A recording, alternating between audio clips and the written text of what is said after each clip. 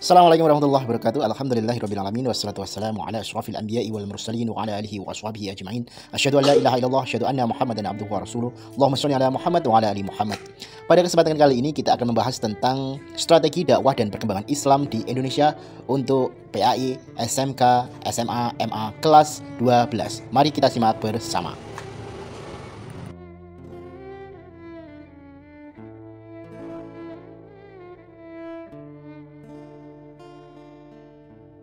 Pendidikan Agama Islam dan Budi Pekerti kelas 12 SMA ataupun SMK, strategi dakwah Islam di Indonesia.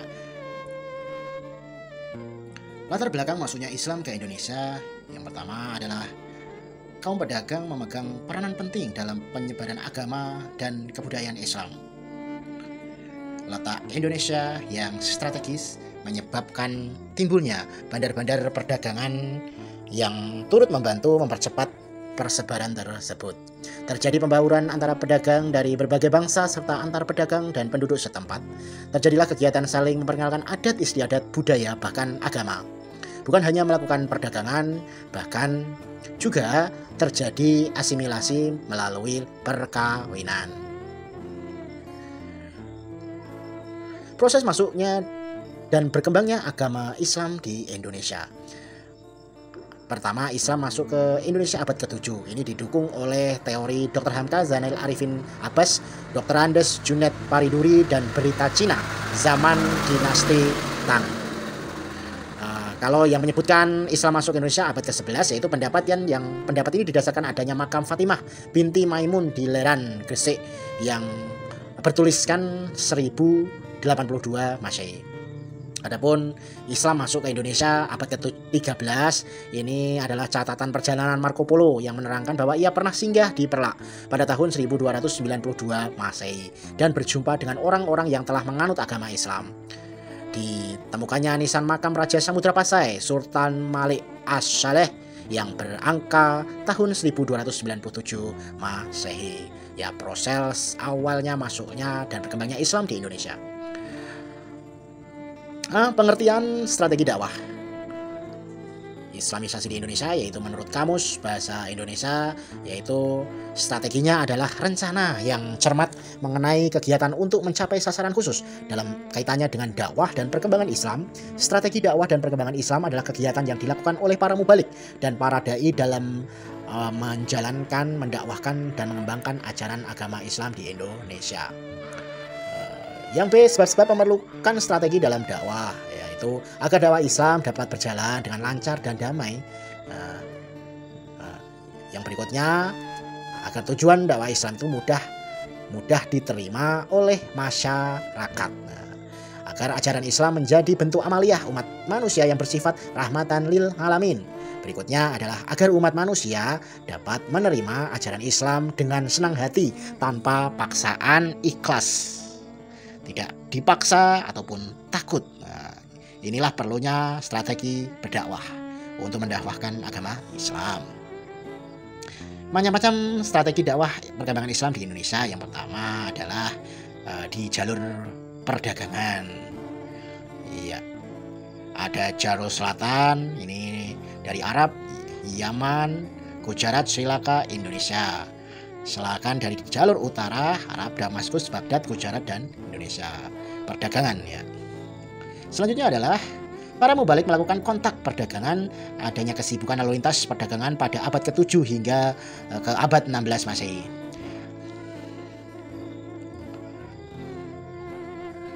Arab, Persia, dan Cina telah lama menggunakan jalur laut dalam jalur perdagangan. Menurut Tome Pires, pedagang Muslim banyak yang bermukim di pesisir Pulau Jawa yang saat itu belum memeluk Islam. Mereka mendirikan masjid-masjid dan mendatangkan mulah-mulah dari luar sehingga jumlah mereka semakin banyak. Mereka menjadi komunitas Muslim di lingkungannya sendiri. Setelah memiliki keturunan, lingkungan Islam semakin luas dan timbul kampung-kampung dan pusat-pusat keislaman. Yang selanjutnya adalah dari perkawinan. Perkawinan antara wanita Muslim dan keturunan raja atau bangsawan lokal. Ini para putra bangsawan harus diislamkan terlebih dahulu. Seagama, iya. Brawijaya dengan Putri Campa melahirkan Raden Fatah. Ini melalui perkawinan para seorang mubalik dengan bangsawan. Contohnya Raden Rahmat Sunan Ampel dengan Nyai Manila, Sunan Gunung Jati dengan Putri Kawunganten. Iya. Salah satu adalah Islam masuk ke Indonesia melalui dari perkawinan. Yang berikutnya adalah tasawuf. Pengajaran tasawuf yang bercampur dengan ajaran yang sudah dikenal luas masyarakat. Nah, ini namanya teosofi. Mahir dalam hal-hal magis dan punya kekuatan menyembuhkan yang berasal dari Tuhan ataupun Allah. Ada yang mengawini putri-putri bangsa setempat. Tasawuf memiliki kesamaan dengan alam pikiran penduduk bumi sehingga ajaran tersebut mudah dimengerti dan diterima. Ini contohnya adalah Famza Fansuri dari Aceh, Syekh Lemah Abang, dan Sunan Panggung. Nah, ini terus melalui kemudian yang dari pendidikan yaitu mubalik dengan ilmu tinggi, menjadikan rumah, masjid atau langgar sebagai pusat pengajaran Islam. Di antaranya adalah Ibnu Battutah Al-Muhazzab Rihlah Ibnu Battutah. Ketika beliau berkunjung ke Samudra Pasai pada 1354 Masehi, beliau mengikuti raja melakukan diskusi dalam bentuk halaqah, membentuk lingkaran di masjid usai salat Jumat hingga asar. Masjid menjadi tempat pendidikan paling awal. Jadi pendidikan dilakukan di masjid. Nah, ini. Kemudian pesantren. Agama Islam terus tersebar ke seluruh penjuru tanah air sehingga banyak penduduk menjadi muslim, tidak mengenal status sosial dan kasta. Nah, ini dari Islam tidak mengenal kasta. Para santri diperintahkan melanjutkan dakwah di lingkungannya setelah dianggap mampu menyerap pengetahuan keagamaan yang baik. Pesantren Sunan Gunung Giri, Sunan Giri. Ini masyarakat Gitu Maluku banyak berdatangan ke pesantren Giri. Sunan Giri dan santrinya pernah diundang ke Maluku untuk memberikan ilmu tentang Islam di sana. Pesantren Raden Rahmat tadi. Selanjutnya perkembangan dari jalur politik, hubungan politik antara ulama dengan kerajaan. Ulama berhasil mengislamkan raja berdaulat dan membawa pengaruh pada lingkungan kerajaan. Corak kerajaan bergeser dari Hindu-Buddha menjadi Islam. Menurut sumber-sumber Cina pada tahun 718 Masehi, Raja Sriwijaya bernama Srindavarman mengirim surat pada Khalifah Umar bin Abdul Aziz dari kekhalifahan Bani Umayyah. Beliau meminta dikirim dai yang dapat menjelaskan Islam kepadanya. 2 tahun kemudian, 720 Masehi, beliau beralih agama Hindu menjadi Islam. Kedua, ulama membantu berdirinya kerajaan baru yang langsung bercorak Islam dan mengembangkan pengaruhnya ke kerajaan lain. Terjadi karena kerajaan tersebut didirikan oleh raja-raja muslim yang didukung penuh oleh para ulama seperti Kesultanan Perlak, Samudra Pasai, Aceh Darussalam, Demak, dan sebagainya. Sampai beberapa dekade, kerajaan-kerajaan Islam Nusantara memiliki kewenangan dan kekuasaan penuh terhadap datangnya penjajah Eropa. Sejak saat itu, situasi politik berubah dan peran ulama melalui ranah politik kerajaan membangun kekuatan sosial dan budaya di tengah masyarakat. Selanjutnya adalah seni budaya. Penerimaan Islam oleh masyarakat Indonesia berkaitan dengan corak Islam sufistik yang berkembang dari Persia dibandingkan dari Makkah dan Madinah. Mudah diterima karena sesuai dengan kebudayaan lokal. Di antaranya adalah menggunakan sapi, hewan suci umat Hindu sebagai media dakwah di masyarakat sekitar Kudus. Kemudian menciptakan perayaan sekaten itu oleh Sunan Kalijaga atau Syahadatain sekaten yang untuk memperingati Maulid Nabi Muhammad SAW dengan gamelan sekaten yang ditabuh di Masjid Agung Demak.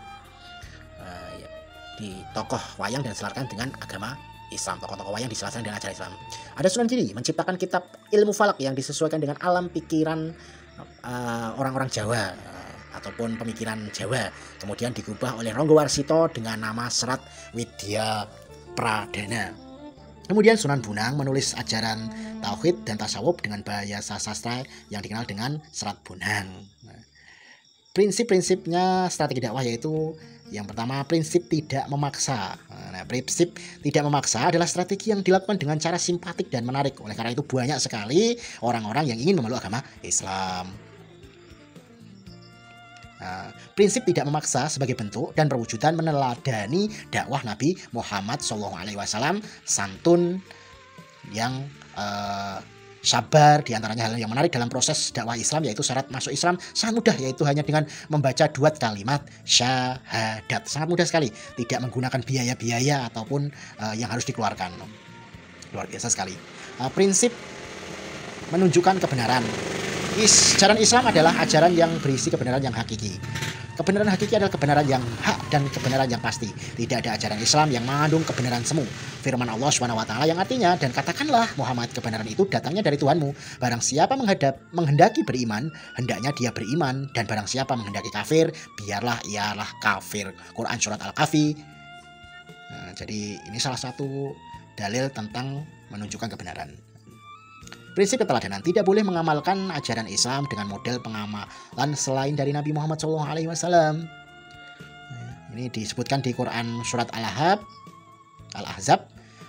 ayat 21, surat ke-33, yang sesungguhnya telah ada pada diri Rasulullah itu suri teladan yang baik bagimu, yaitu bagi orang yang mengharap rahmat Allah dan kedatangan hari kiamat, yang banyak mengingat Allah Subhanahu wa taala. Prinsip keseimbangan hidup. Para dai di samping mendakwahkan ajaran Islam kepada masyarakat untuk memperoleh kebahagiaan akhirat, juga sambil berdagang untuk meraih kebahagiaan di dunia. Tidak hanya mengejar akhirat, tetapi juga mengejar juga dunia. Keseimbangan dalam berdakwah dan berdagang itu merupakan bentuk keseimbangan prinsip hidup yang dilakukan oleh para dai. Firman Allah dalam surat Al-Qasas ayat 77, dan carilah pahala di negeri akhirat dengan apa yang telah dianugerahkan Allah kepadamu, tetapi janganlah kamu lupakan bagianmu di dunia, dan berbuatlah baik sebagaimana Allah telah berbuat baik kepadamu, dan janganlah kamu berbuat kerusakan di bumi. Sesungguhnya Allah tidak menyukai orang yang berbuat kerusakan. Prinsip rahmatan lil alamin. Nah, ini semua ajaran Islam bersifat rahmatan lil alamin, artinya ajaran Islam menyebarkan prinsip kedamaian. Prinsip rahmatan lil alamin inilah yang menjadi misi utama dan diutus Nabi Muhammad SAW sebagai Rasul akhir zaman.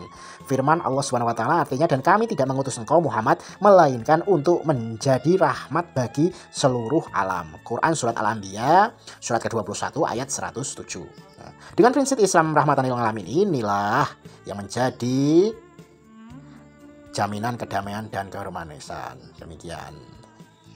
Demikian pembahasan kita pada kali ini. Terima kasih. Wassalamualaikum warahmatullahi wabarakatuh.